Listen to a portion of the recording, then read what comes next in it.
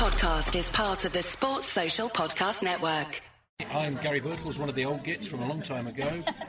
You've got to tune into Tricky Talks, I believe, so just do it. All the best.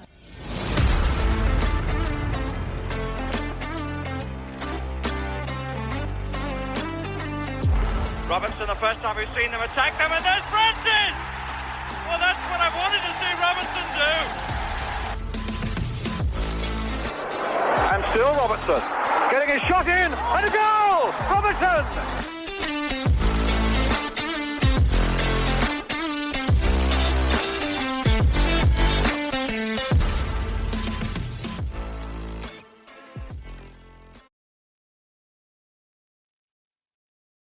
Hello and welcome to another episode of Tricky Talks. Unfortunately, Mollo has been injured in the warm-up, so he's somewhere being stretchered off to the QMC. Simon is still out at AFCON, living his best life, and Chelsea's just got loads of better things to do. So it is me today, and we have a special guest in Des Oldham, who you will have seen on many other of these kind of things, who also does Far Have I Travelled on X and Instagram. So welcome, Des. Luckily, you have the quality today, not the quantity. How are you doing? I'm good, thank you. Looking forward to discussing the game and hopefully putting right a few wrongs up tomorrow against Everton and getting a good result rather than what we got yesterday. Yes, indeed. In fact, I was watching the press conference and that was pretty much what Dyche was saying. But we'll come on to that a little bit more when we talk about Everton. We're going to start off by speaking about the Man City game. Lots of positives to take from that, I think. So let's start with a few of them. So let's start with the goal. Should we start with our goal? Obviously, it wasn't the first goal that was scored, but it was a pretty good goal. Lovely to see Hutchinson get his first for us. But what I loved the most about it was a team goal. So what were your thoughts on that?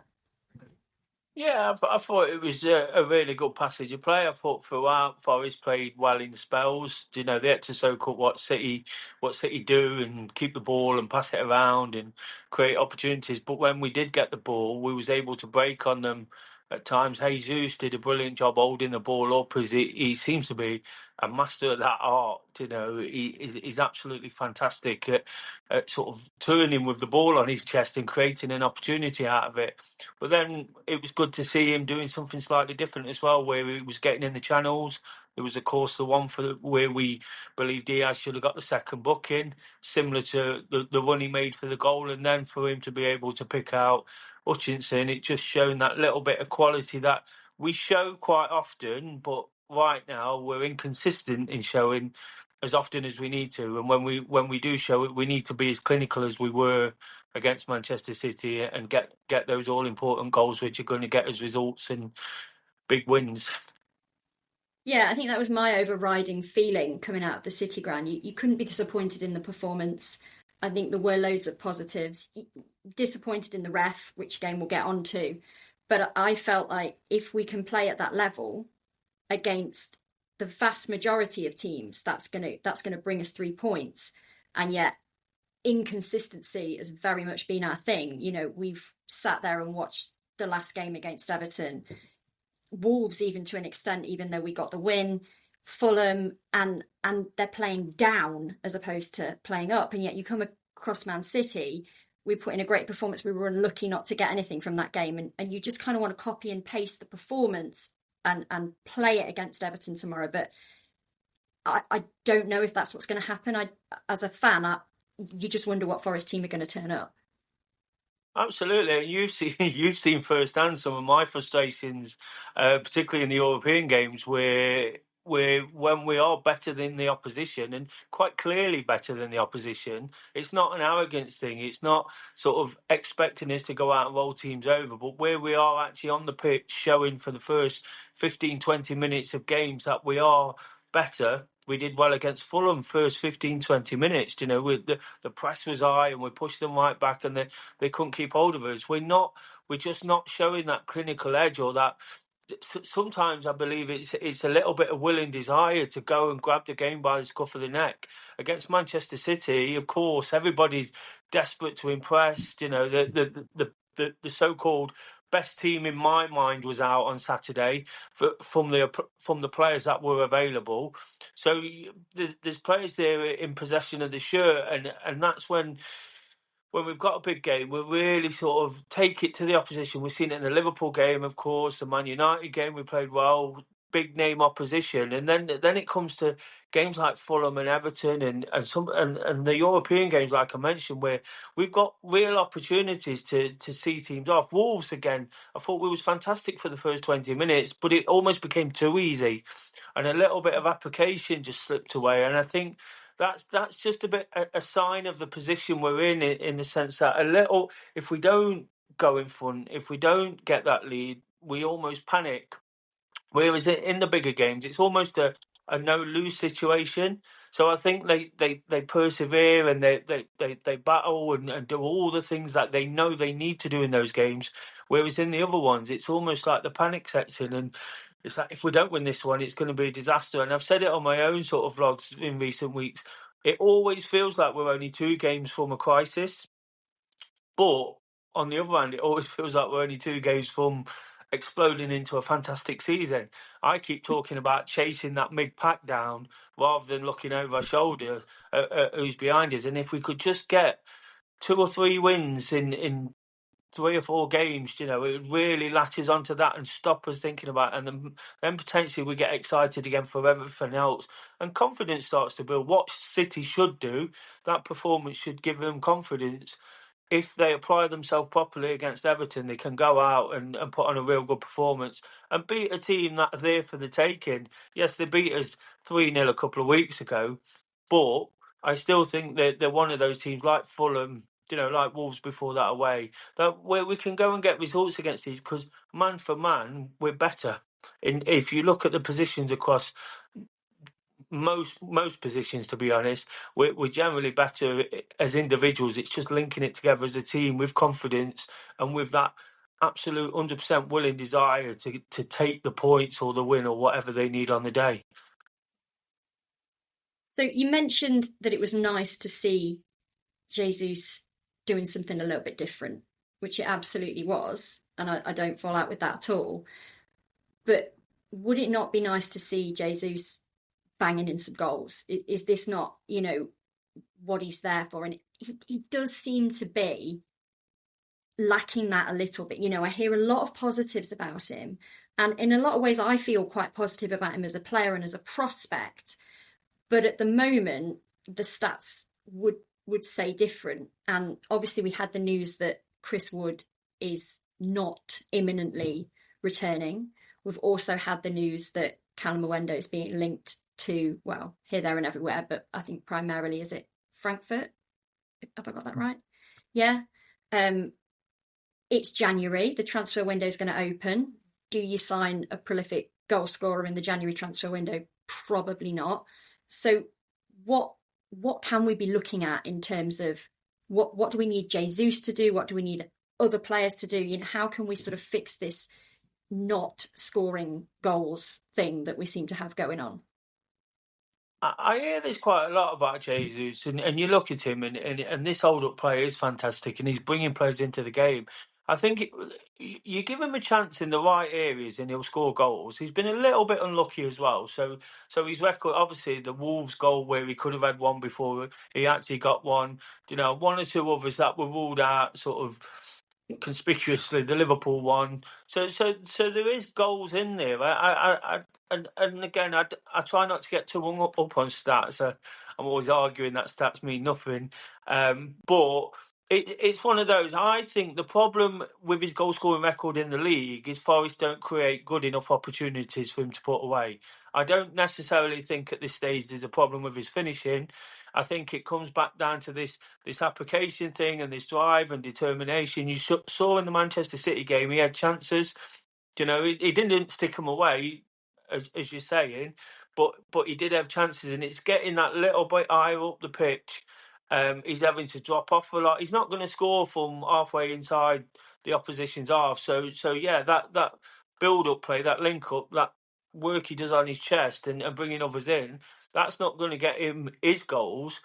But he is actually showing something, and at the moment, he's the best we've got. In an ideal world, we'd have Chris Wood and Jesus, and maybe you pick a horse for a course. 1 week it's Jesus, 1 week it's Wood. I think Wood would play against the teams who are going to sort of push his back and plays deep because we know he's got a clinical edge to him. I'm not saying Jesus hasn't, because I do believe he has, but I think you go with what you know sometimes, and Chris Wood doesn't need many chances as proved last season, especially when we're going to play sort of deep and the ball's going to fall and he's going to score from different areas of the pitch.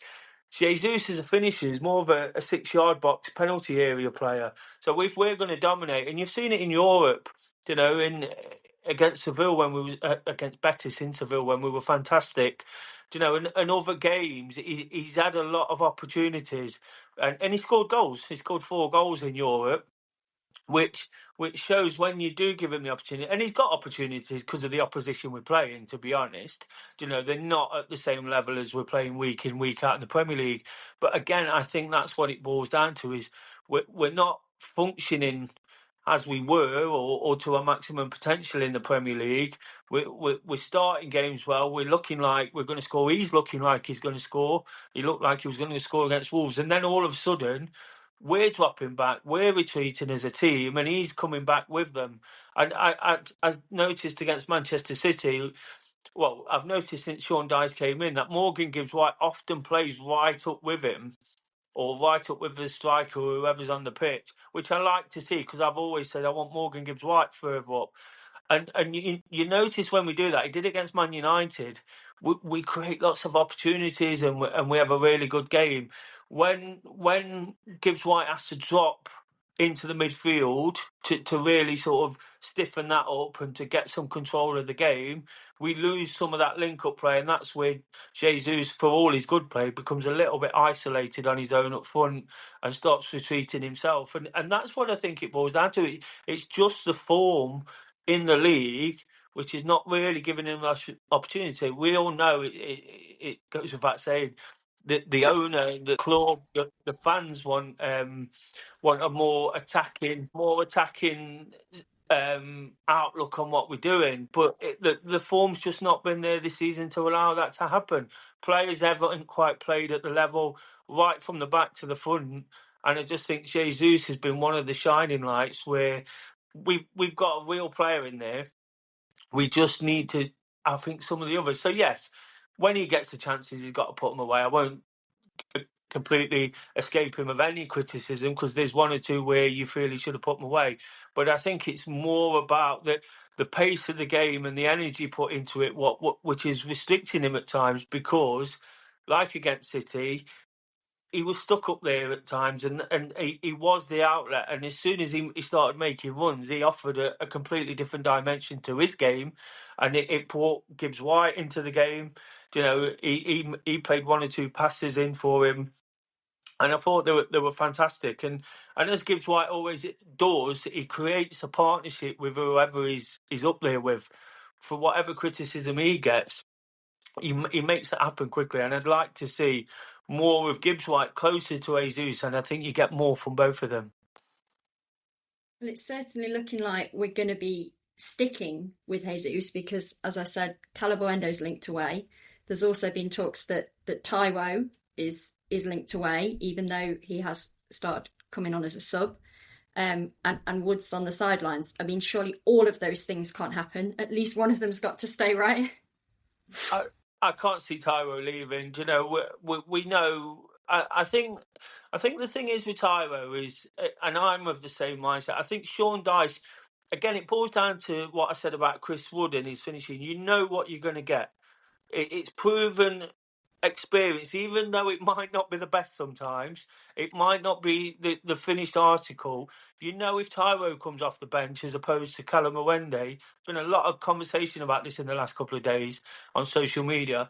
But if Taiwo comes off the bench, he's going to make it difficult for defenders. He's going to bash himself about. He's going to pull players all over the place. Yes, his touch and his technique and his finishing is not all that. But we also know if it does fall for him, there's goals in him. He had this uncanny knack of scoring 15, 18 scrappy goals one season. So there is goals in him. His fitness is always in question. But that's why I think Dice goes that way. We can't use Wood. Tyro's the second choice at the moment. Callum Muendi for me, and I get why people are quite excited about him, but I don't see any identity in what he's doing. He's not a target man. He's not someone who runs in behind. He doesn't run in the channels. He doesn't hold it up. He's not a battering man. And look, I'm not saying there's not a player in there, but I can't see what he actually gives. Yes, he got those 2 goals in Europe, and that's what he was there for. But again, we're talking about levels of opposition, and when we play Premier League teams, he doesn't really get a sniff. And again, it boils down to trust. And I think that's where Dice, I don't know, but I think that's where Dice sort of sits with Tyro. And the players you see starting at the moment, they're all Nuno, almost all Nuno players, all players that have played over the last couple of seasons, because they've proven what they can do. And there's no substitute for Premier League experience, especially when you're in a tricky situation. That's why the likes of Callum Muendo look tricky, And again, you talk about the transfer window. I think we have to do something, but strikers just don't come out of nowhere.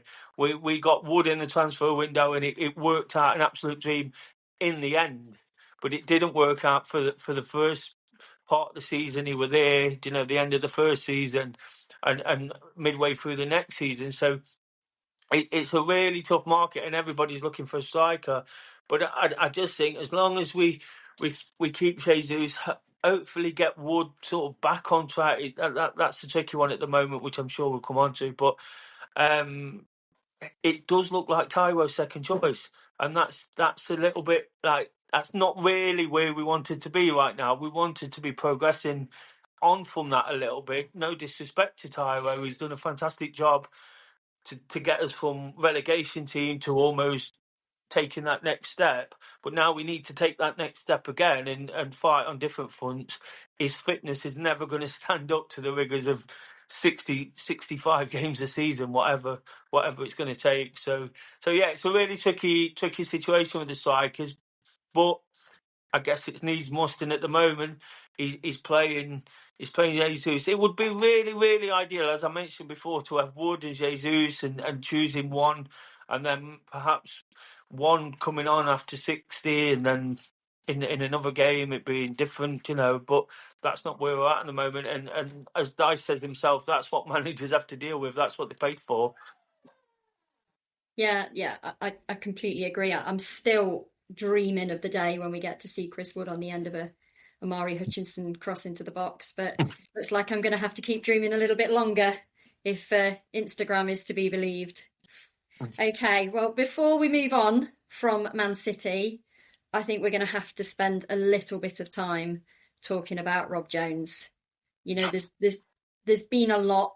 It's been discussed a lot on social media. There's been varying opinions in terms of should it have been a second yellow? Was it a foul in the box on Morgan Gibbs-White? I particularly enjoyed Wayne Rooney's take on that on Match of the Day. I don't know if you saw that. Did you see that? I've seen it on social media. I didn't watch Match of the Day, but no. Well, let's start with. In fact, let's start with, as we're still slightly touching on Igor Jesus. One thing that occurred to me, and this might be my football naivety, Jesus seems to get fouled a lot. He goes down a lot. He gets roughed up a lot. I am starting to wonder whether he is going down soft some of the time and trying to draw the free kick, or if he is just a player that is getting continuously fouled, and the likes of Anthony Taylor and Rob Jones are just not seeing it, or certainly not giving it. And there was a lot that wasn't given, certainly against Jesus, and that's difficult to take. So let's start with that. Let's start with How do we think Rob Jones did?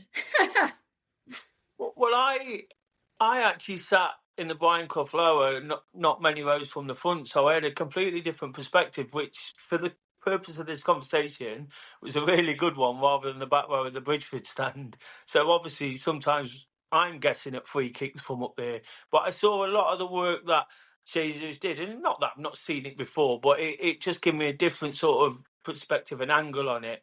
And I think he's ahead of the referees with this fact that he is actually chesting the ball and turning at the same time, and then the referees are guessing.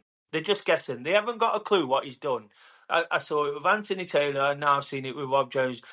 There were free kicks where I thought, I don't think he's diving. There's free kicks where I thought it was Man City's free kick and we got it.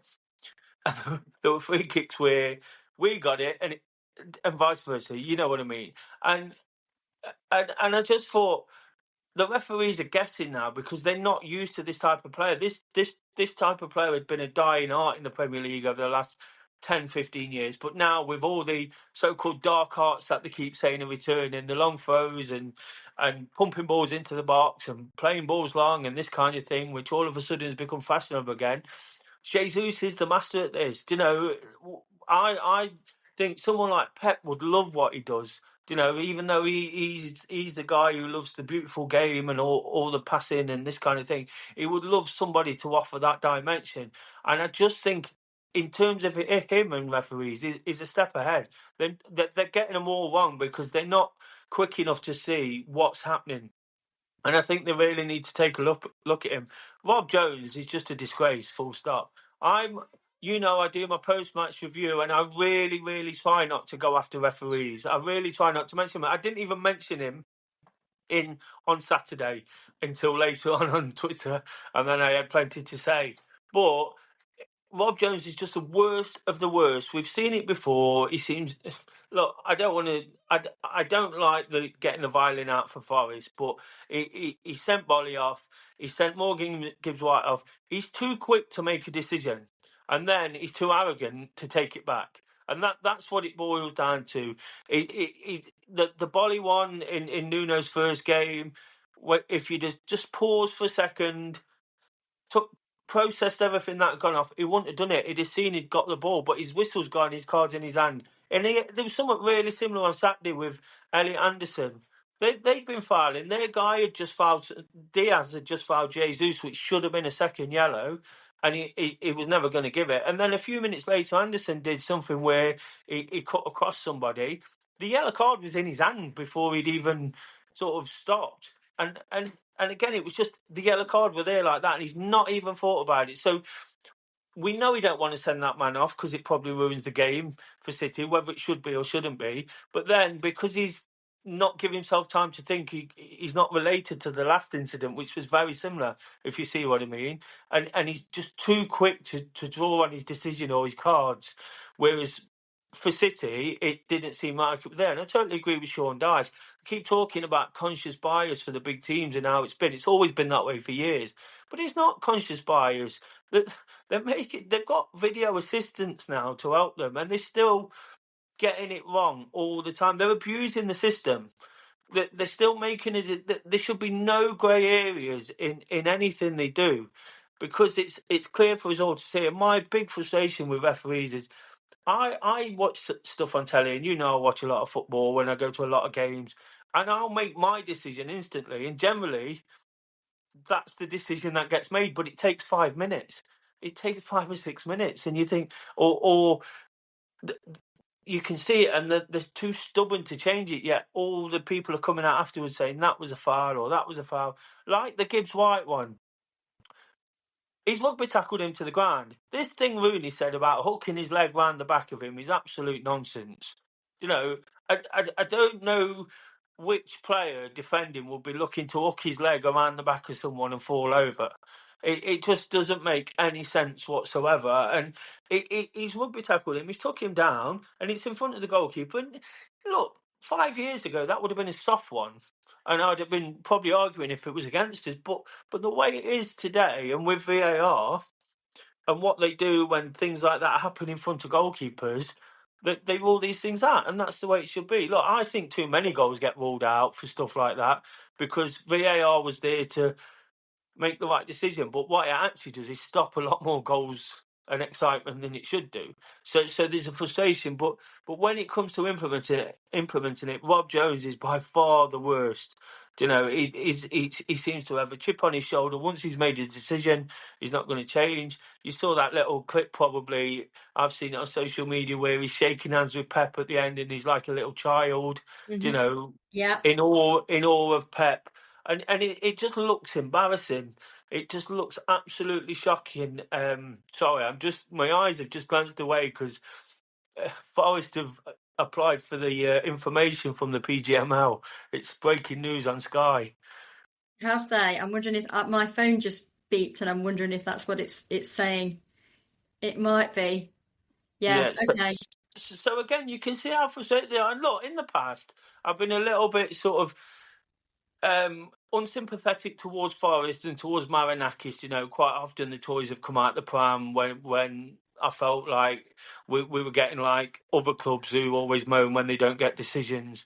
You know, but there has been some really shocking examples of where, and look, it's not just a Forest thing. I just think the standard. I put on Twitter on Saturday night, if it was any other industry where the employees were performing so bad, there'd be an internal inquiry. You know, and it is that bad now. Some of them are absolutely shot. You've got handballs given for all sorts of reasons, and and then different the week after, and it's just abysmal. But Jones is just by far the worst because of his arrogance and his quickness to make the decision. Yeah. See, for me, it was 100% a second yellow card because he was charging towards goal and he took him out and he'd already been booked. So for me, that was 100% a second yellow card. I don't know how you cannot give that. I don't understand that one. I do think the Morgan Gibbs White one is a little bit more ambiguous. Not that I don't think it's a foul. I do think it's a foul.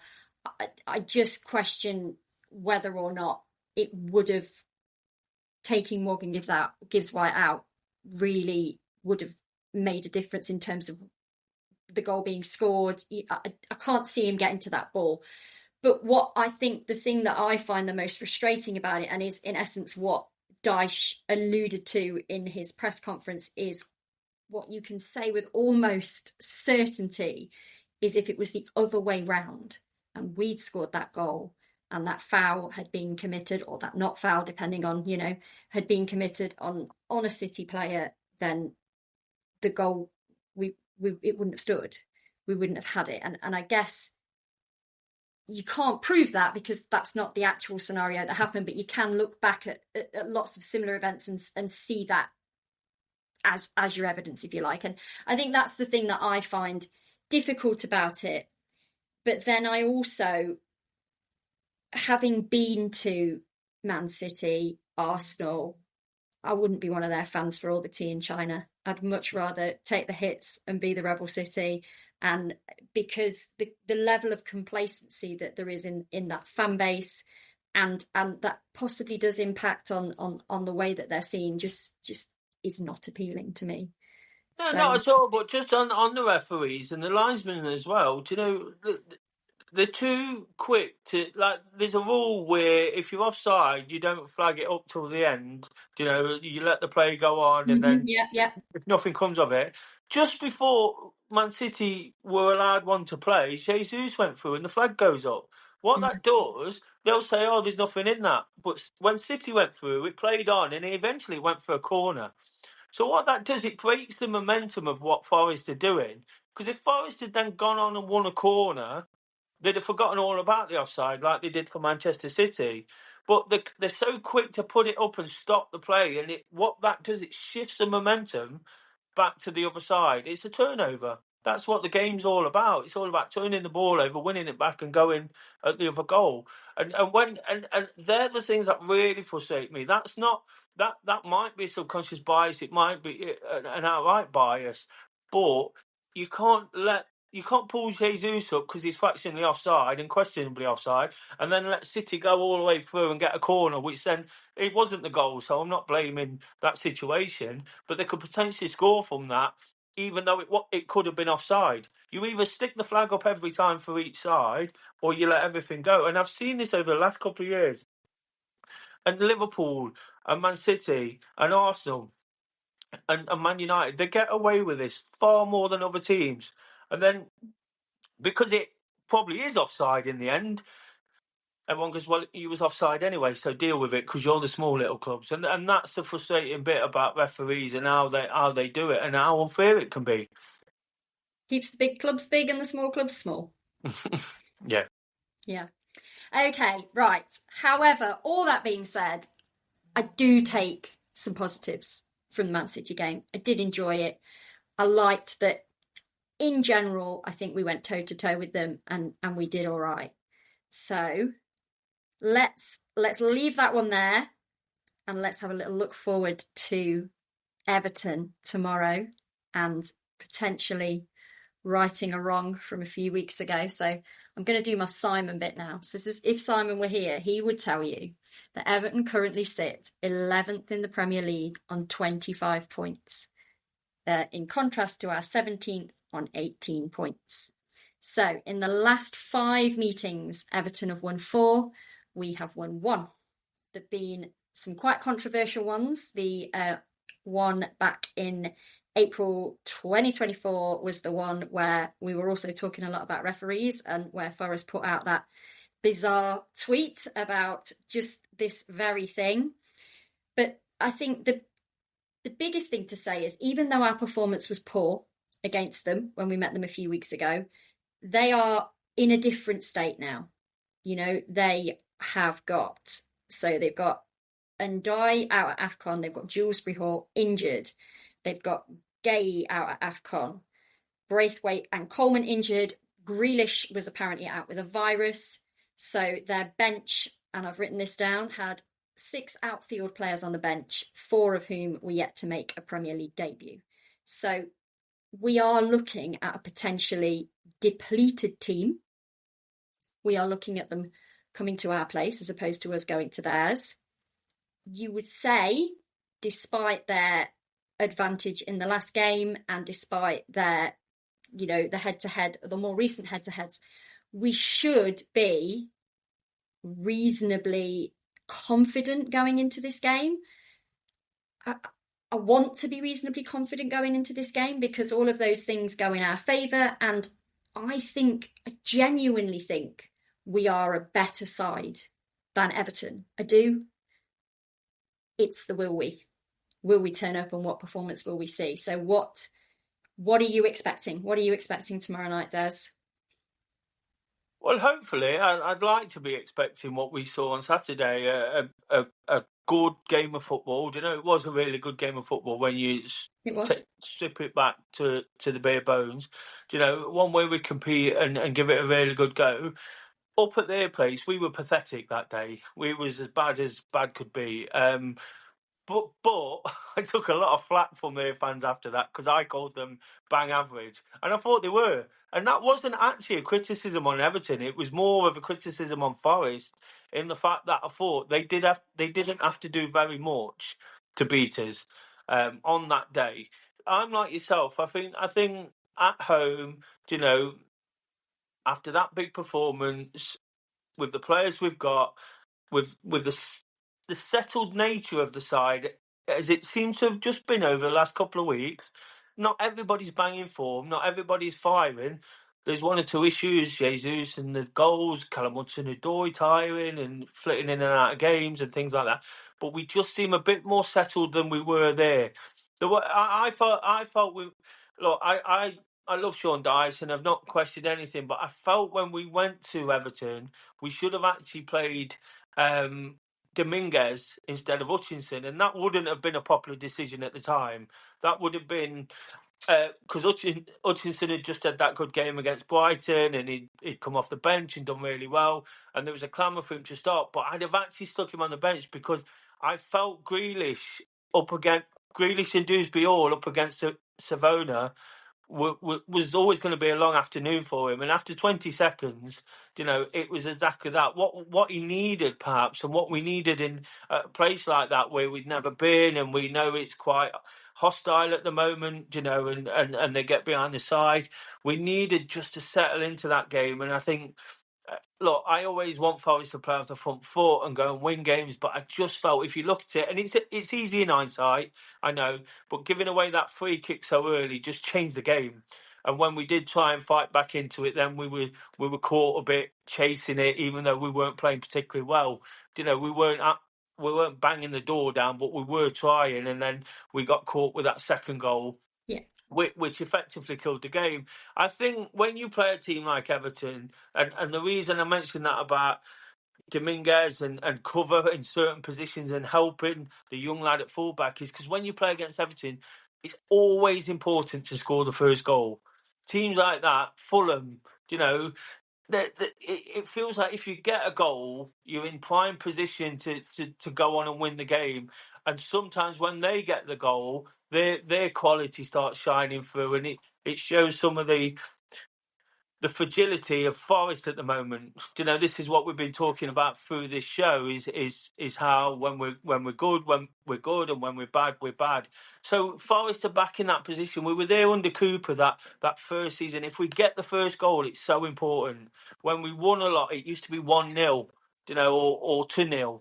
And I think this is where we're almost back there a little bit in the sense that we know we've got the ability, we know we've got the quality, and when they express themselves and everyone's on top form, we're going to win these kind of games at home. We've shown it against Spurs. Spurs were poor, and I think a little bit too much was made of that performance in the fact that Spurs were really poor. But again, you talk about your stats there, and I totally get that. We all talk about stats as football fans, but I never look at anything other than the last couple of games. And for me, Forest played well against Spurs. They were crap against Fulham, and then they were back to a decent level against City at home. So at the moment, it kind of says at home they're confident that they can get results and they can take it to the opposition. The away form is bad, and like you say, with Everton, they're now showing a bit of fragility again. I think they got a bit carried away. I upset about 30,000 of them about 3 weeks ago, who all had plenty to say about me. But my point was, don't get carried away. A couple of wins looks good, but you can quickly fall back. And they were 6 when they beat us, and now they're 11th. And if we get a result tomorrow and other teams get a result, they might be coming back towards us. So that's how sort of fickle the league is, and that's why I'm saying if we can get these big results and start backing them up, we can quickly become where Everton was and start thinking we've landed again, and we can start looking forward. But that means, as Dyche has always said all the way through, the players coming back, strength on the bench. The big criticism on Saturday of what I did hear about Dyche was he didn't make subs. Again, it comes down to trust. We've only got Taiwo or Callum Muendi or players like that to bring off the bench. Why do you think he's trying to stick at it with what he's got? He seems to like Bakwa. And what you'd like to see now, the reason I mention this and go back slightly to come back to the Everton game, is it's another game for someone like Bakwa. So if Hudson-Odoi starts tiring, you might get 20 minutes out of someone like that because he seems to like him. And that's how you sort of take your season forward. It's a process. And it feels like over the last couple of games at home, now we've settled into this routine of Premier League. Of course, we're having midweek games and games away on Monday nights and Christmas period, all crunching everything together. Always gets a bit silly at this time of the year. But the home form has settled down, and that's what gives me real confidence that to a team like Everton, we can take it to them. And we've been starting games well. I've said it inadvertently throughout this show as well. Like a lot of games, first 15 minutes, we start well. Spurs, we got that goal. When Sangare sort of jumped on top of Archie Gray and squared it towards the door, we're in front. And from that point, we never looked like losing. I said at half-time, if we get that second quickly, that's it, game over. And it proved to be. And I think that it's exactly the same with Everton. We get that first goal. We know if we concede it, they're going to go dirty. They're going to go deep. They're going to kick, elbow, headbutt. You still saw it with Tarkovsky last time. I'm sure Dyche knows what's coming there. But that's why it's so important. If we can start in the right frame of mind with confidence from the Manchester City game, everyone's heads on it, big night under the lights, all the things that we use to our advantage. Get that first goal. I don't see us losing, and hopefully we can put right some of that record that has been pretty poor over the last couple of seasons. I actually really like what you said there, especially about the Spurs game, because that was a real killer for me. Because I loved the Spurs game, and what I liked about it was that yes, Spurs were poor. They were. I mean, they weren't dreadful, but they were pretty poor. And we stepped up, took control, got ourselves a nice win. And I felt like that potentially was a springboard to us doing that against the poorer sides. But obviously, then we went on to Fulham, and it didn't compute. But when you put it in the context of home form versus away form, that feels good. That feels much, much more positive. I like to look for the positives. You'll know this about me. I'm generally speaking very positive. So that's made me feel a lot better about tomorrow. And look, Everton have got the same problem we had going to Fulham. They'll go there thinking, "Oh, we turned them over. We're the team. We were the team informed. We beat them only 3 weeks ago." Going away in the Premier League's not easy. no. And again, first goal when you go away is so important. And Spurs came to Forest, probably thinking they're on the backside. They just had a good result at Newcastle and a good result in the Champions League, I believe. And then you come and you've got to be 100% on the game. And I've questioned Forest a little bit in this. Right at the start, I said I feel some of its application. Look, against Manchester City, I thought Gibbs White and Anderson had the best games they'd had for ages. Definitely. Yeah. And then you start wondering why, and perhaps they're playing in front of a certain manager, and they might be getting certain moves in the summer. Okay. Look, Mm-hmm. That's harsh, but again, it's about application. And if that's what it takes to get a performance and then to build on it, that's what they've got to do. Spurs came to Forest and they simply lost the game because they weren't playing for the manager. That's what the result boils down to. Forest were good. Forest were professional, did the job. Certain players played particularly well, but they weren't playing for the manager. And look, I'm not having to go at Anderson and Gibbs White because they're two of my favourite players I've ever seen for Forest. And I'd never really ever go at Gibbs White. But it's a bit of an issue in football, and it's how you apply yourself in football in away matches in particular. When it's a cold, wet Monday night at Fulham, or a game 2 days after Christmas. Look, Grealish isn't playing because he's been out on a bender. Well, that's the rumour. So again, he's been dropped, and now they're saying he's got a virus, but it's going about that he's been out and he's been dropped because of it.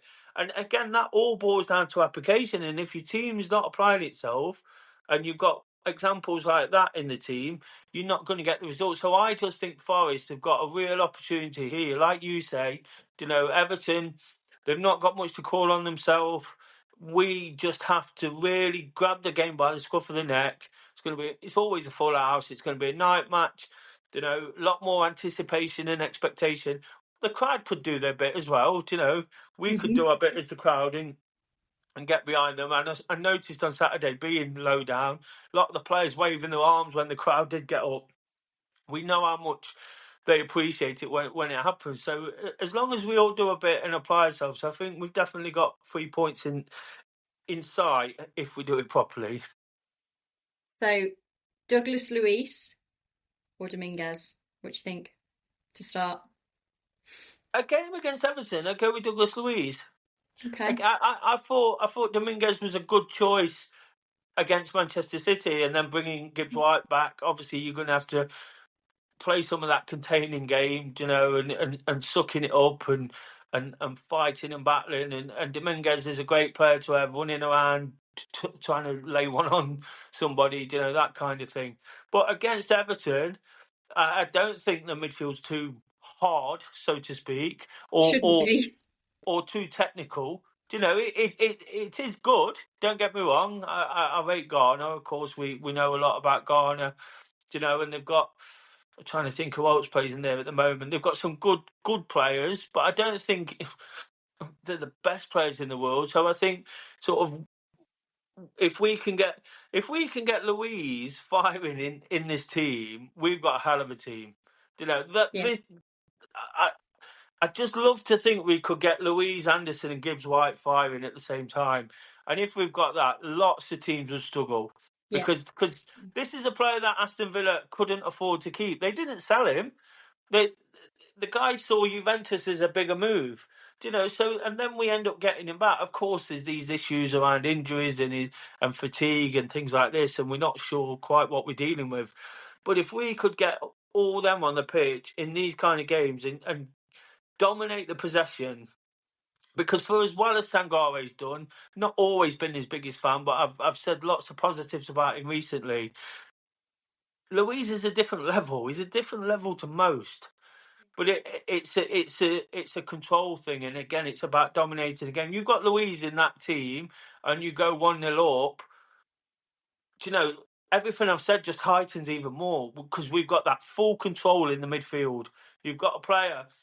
I've done it in a couple of games just to try and prove something to myself. I told you I don't get too carried away on stats, but I've counted from the off Louise's passing and how many times he gives it away, and I've got up to like 25 before he's even give the ball away. Right. And that's just me being a nerd and doing what I do as a football fan, trying to remember things to say after the game. But that's the sort of level of control he's got on a football pitch. And that's what we need as a team. Like I say, we're a bit erratic at times. We're not. We take one step forward and two back, and two steps forward and one back, and all these kind of things. And I think if he comes in, I'd pick him most games. I get in a Man City sort of game with injury doubts and fatigue and coming back. I get why he went with Dominguez, but I'd really like to see him play with Anderson and Gibbs White and really dominate in there. Because if we can get amongst their strikers, see at home, I would definitely play Hutchinson, not Dominguez on that side. Because what you want is your small nippy players running about their big centre backs. If you get him into the penalty area, they'll be sticking legs out and trying to chin him and all sorts, just to get him off the ball. And we're likely to win penalties if we've not got Rob Jones, that is. I haven't seen who we have got. Okay, well, let's finish then. Let's finish on score prediction. So this is it. This is the last game to wrap up 2025 as a Forest fan. What are you going with, Des?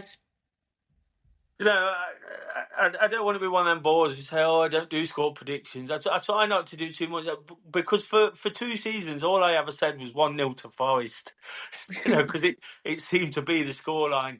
I actually, I don't know if we're on Super 6 or something like that. Somewhere, I've actually said, I think we'll win 2-0. I think we'll score early, hopefully use all these things that we've spoken about from the weekend to nose in front.